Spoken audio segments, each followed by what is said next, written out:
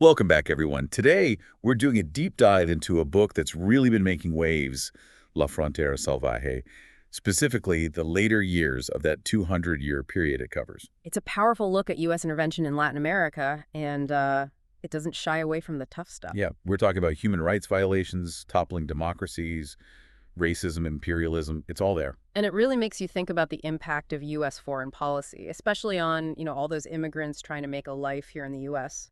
Right. Like, have you ever thought about how this constant need for cheap labor can actually lead to some pretty tragic consequences? That's a thread that runs throughout the book for sure. La Frontera Salvaje really digs into the complexities and the consequences of U.S. actions in Latin America. Okay, well, let's jump right in with a place that's become synonymous with controversy, I guess. Guantanamo Bay. Oh yeah, Guantanamo. The book describes it as like this golden cage for those military families stationed there. But that image kind of crumbles when you read about what's happening to the detainees. Yeah, that juxtaposition is really powerful. On the one hand, you have this picture of like idyllic family life in this tropical paradise. And then on the other hand, you have this chilling reality of torture and indefinite detention for the prisoners. Right. And the book, it doesn't hold back. It describes techniques like waterboarding, which has a long and disturbing history, not just in the U.S. Yeah, going all the way back to its use in, tropical colonies and even by some of those friendly dictatorships we supported in Latin America. And here's what really got to me. Most of the people detained at Guantanamo haven't even been charged with a crime, let alone convicted. It's a situation that just raises profound questions about, about justice and due process. Right. I mean, if a superpower can detain people indefinitely without a trial. What does that say about the rule of law? Exactly. What does it say about respect for human rights, especially when it comes to, anyone deemed an enemy in this whole war on terror? And this disregard for international norms for human rights, it isn't limited to Guantanamo. Right. It's a pattern we see repeated throughout U.S. dealings in Latin America, especially when certain leaders become inconvenient. Like in Honduras, 2009. The democratically elected president, Manuel Zelaya, was ousted by the military. Yeah, a military coup. And while the U.S. officially condemned it, La Frontera Salvaje highlights a very different reality. The book says those coup leaders, they were actually trained by the U.S. military. It really makes you question the U.S.'s true intentions there. Were they trying to have it both ways, condemning the coup publicly while secretly supporting it? Absolutely. And this wasn't just some isolated incident. It's part of a larger trend. The book connects Zelaya's story to a whole string of similar events, where leaders who challenged U.S. interests ended up, well, undermined or removed from power. Like the attempted overthrow of Rafael Correa in Ecuador in 2010. The impeachment of Dilma Rousseff in Brazil in 2016. And even the ouster of Evo Morales in Bolivia in 2019. It's like there's this playbook for taking down leaders who don't toe the line. And it makes you wonder, if these leaders were seen as such threats, what methods were used to discredit them? That's a key question, for sure. And Mahfud argues that it wasn't just about removing individuals, it was about manipulating whole systems. He talks about how constitutional articles were often twisted, interpreted in ways that undermine democratic processes. It's a reminder that even legal frameworks can be used to erode democracy if the power dynamics are skewed enough. So we can't just take things at face value. We have to look beyond the surface, question those narratives we're given, especially when it comes to events that clearly serve certain interests. Absolutely. And this kind of critical thinking, it's even more crucial when we consider the experiences of immigrants, who often bear the brunt of these power dynamics. Yeah, La Frontera Salvaje really gets into the harsh realities of racism and the immigrant experience. Especially for those fleeing the chaos that was often created by U.S. intervention in the first place. It's really something. The book tells the story of Sergio Hernandez, a 15-year-old boy shot and killed by a U.S. Border Patrol agent. He was just playing with friends on the Mexican side of the border. That's right. And the agent was shielded from any real accountability because of qualified immunity. Qualified immunity. It's this legal concept that makes it almost impossible to hold law enforcement officers accountable, even for clear misconduct. It's hard to believe a system like that even exists. And this incident with Sergio, it's not an isolated one. Mahfud connects it to this much broader and frankly disturbing pattern of violence and discrimination against immigrants, particularly those from Mexico and Central America. He goes all the way back to the 1930s. There's this case of Ramon Casiano, killed by Harlan Carter, who later became a high-ranking official in the Border Patrol, ironically. These incidents, they highlight the systemic nature of this violence, how prejudice and fear have shaped immigration policies and enforcement. It's chilling to see how this history of violence and impunity continues to affect immigrant communities today. And it's not just individual acts of aggression. Mahfoud also discusses the rise of vigilante groups, like the Minutemen. Oh yeah, the Minutemen, who took it upon themselves to patrol the border, harassing and intimidating migrants. Right, and their actions, they were often fueled by this racist rhetoric and this dangerous sense of vigilantism. It shows how easily that rhetoric about, protecting our borders can escalate into actual violence, into human rights abuses. And this discriminatory treatment, it's not just limited to individuals or groups. No, it's baked into U.S. immigration policies themselves. Mahfoud contrasts how immigrants from Latin America are treated compared to, say, those from Cuba. There are huge differences in those immigration policies. Like the wet foot, dry foot policy. If a Cuban migrant reached U.S. soil, they could stay and apply for residency. But if they were intercepted at sea, they were sent back. It's a system that favored one group while discriminating against others fleeing equally desperate situations. It really makes you question that whole notion of equality under the law. So we've seen the consequences. But La Frontera Salvaje also goes deeper, exploring those motivations behind these actions. Yeah, that's what's so fascinating about this book. It doesn't just offer a surface-level critique. It really dives into that whole complex web of economic interests, Cold War anxieties. That enduring legacy of imperialism that continues to shape U.S. policy in Latin America. It's like peeling back the layers of an onion. There's always another layer, another motivation, another historical factor. And it's all playing out in the lives of these individuals, especially immigrants, who are caught in the crosshairs of these, geopolitical games. Absolutely. But Mahfoud doesn't just portray immigrants as passive victims. He highlights their agency, their resilience, and their complex relationship with that whole idea of the American dream. He critiques that narrative that, immigrants just want to assimilate as Americans to feel like winners. He argues that this view ignores those systemic forces that push many to seek a better life elsewhere in the first place. Like blaming someone for trying to escape a burning building, a building you set on fire. Exactly.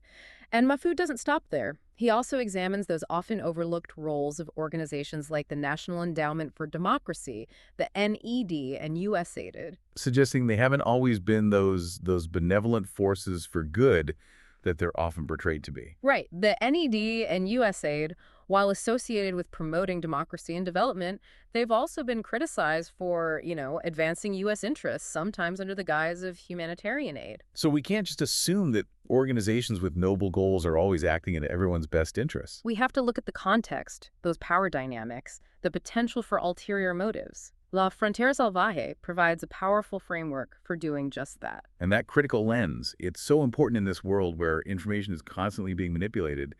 Those narratives are being spun to serve certain interests. La Frontera Salvaje really makes you think about how we form our understanding of the world, whose voices are amplified and whose are silenced. It's like we need to develop our own internal BS detector to navigate the complexities of history and current events. And this book gives us the tools to do just that. We're just bombarded with information these days. But how much of it is actually, true? Right. How much of it's been filtered through a specific lens, maybe even an agenda? Exactly. La Frontera Salvaje really forces us to think about that, especially when it comes to U.S. involvement in Latin America. And one of the most effective ways to control the narrative is to control the information, right? Absolutely.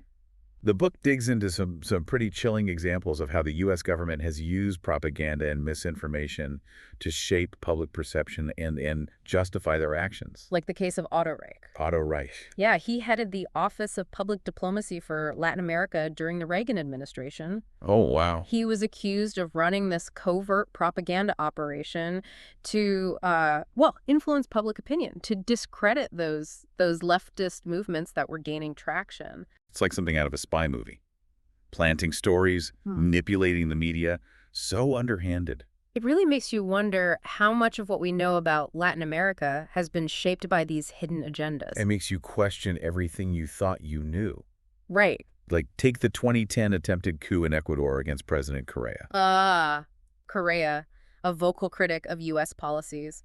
He aligned himself with leaders like Hugo Chavez in Venezuela and really challenged those traditional power structures. So naturally, he became a target. Well, after the coup attempt, this narrative emerged that painted Correa as this authoritarian leader, that he actually staged the coup himself. To consolidate power, right. Exactly. It sounds crazy, but Mahfoud points out how this story, it actually gained traction in the media. Both in Ecuador and internationally. It's amazing how a story like that, even if it's totally fabricated, can just take hold. It shows how susceptible we all are to propaganda, especially when it plays on our existing fears or prejudices. So, La Frontera Salvaje, it's a wake-up call. It reminds us that we can't just passively accept those narratives that we're fed. We have to be critical thinkers, question what we hear, seek out those multiple perspectives. We almost need to become our own fact-checkers. Exactly, our own investigative reporters. Which brings us to another key theme in the book,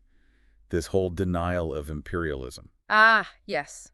The way this history of intervention is often, well, downplayed, even outright denied. By those who orchestrated it and those who benefit from the status quo. It's a way to avoid accountability, to perpetuate harmful policies. It's like sweeping dirt under the rug. Yeah, the mess is still there, just hidden.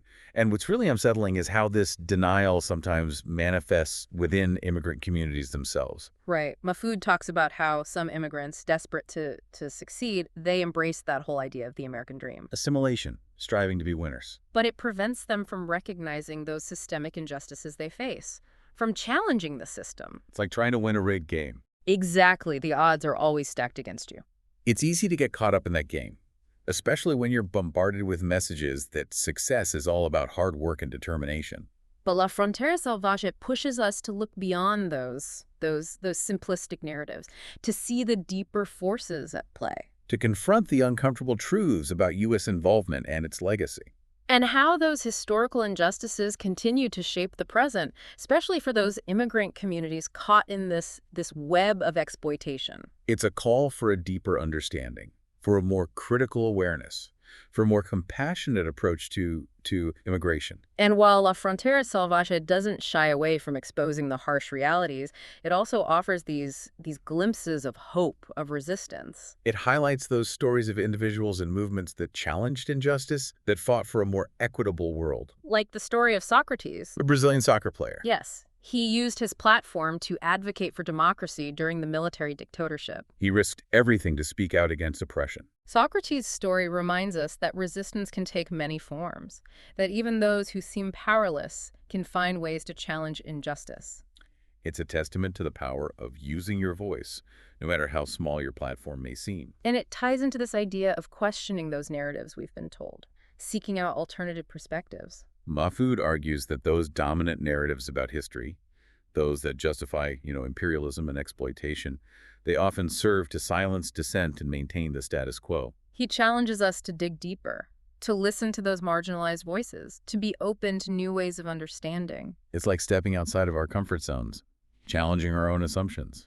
It can be uncomfortable, but it's also incredibly liberating. It's about reclaiming our agency as thinkers, as citizens, as human beings. It's about understanding that we all have a role in shaping a more just world. And La Frontera Salvaje, it really gets into how the U.S. government has used organizations like the NED and USI, to further their own goals. Yeah, often under the guise of this promotion of democracy and development. Like a magician's sleight of hand. You see the flashy show, the promises of freedom and prosperity, but you miss those strings being pulled behind the scenes. La Frontera Salvaje pulls back the curtain, revealing how those actions were often driven by strategic interests, not purely altruistic ones. And sometimes these organizations have been used to actually undermine genuine democratic movements. That's right.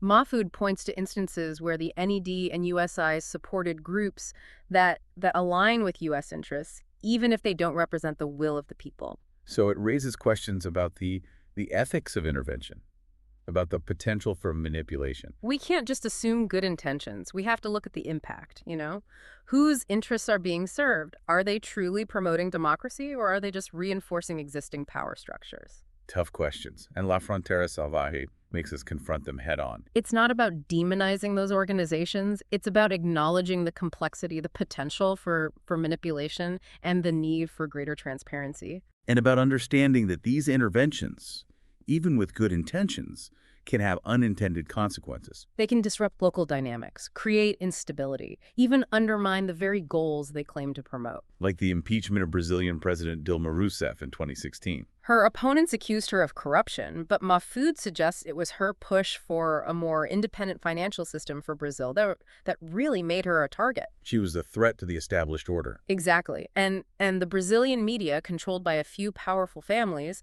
played a key role in demonizing her. Shaping the narrative, manipulating public opinion. It's all about misdirection, distracting the audience from those larger power dynamics. La frontera salvaje urges us to be aware of those distractions, to see through the smoke and mirrors, to recognize how power operates, both at home and globally. It's a challenge, but a necessary one if we truly want to create a more just and equitable world. And this book provides a roadmap.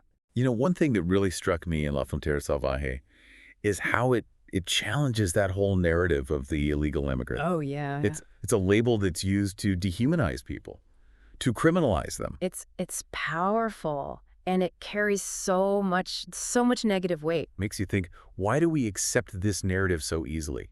Why are these people seen as a threat, not as fellow human beings? Especially when you consider, most aren't coming here to take jobs or cause trouble. Right. They're driven by this basic need for safety, a hope for a better future. It's like that saying, no one leaves home unless home is the mouth of a shark.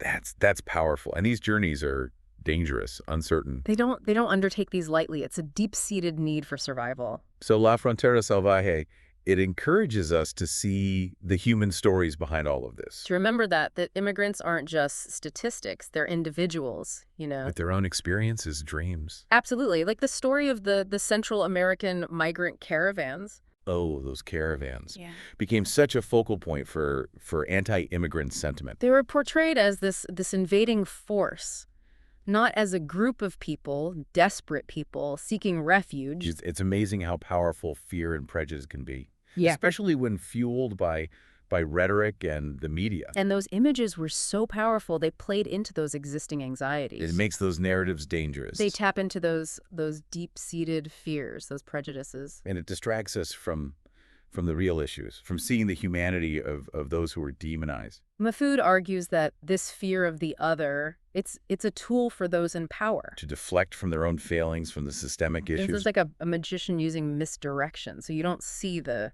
strings, the real mechanisms. So we get caught up in the fear and we miss the bigger picture. We need to resist those reactions. Look beyond the surface. Engage with these issues with more nuance, with compassion. It's about empathy, understanding, recognizing that shared humanity that connects us. Regardless of where we come from, our circumstances.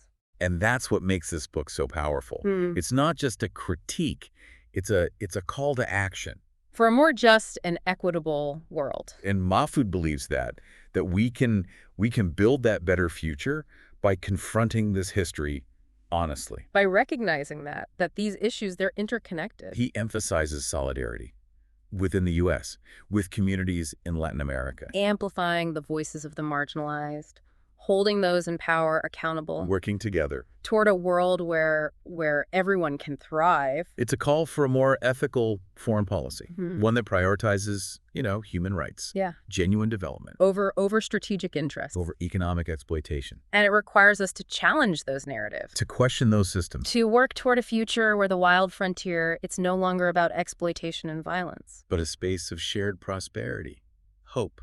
La Frontera Salvaje. It leaves us with a question. If this book made us question the narratives, what other stories are shaping our understanding? It reminds us there's always more to learn, more perspectives to consider, more work to do. We hope this deep dive into La Frontera Salvaje has, sparked your curiosity, inspired you to learn more. We encourage you to keep exploring these issues. Keep having those conversations. Keep using your voice.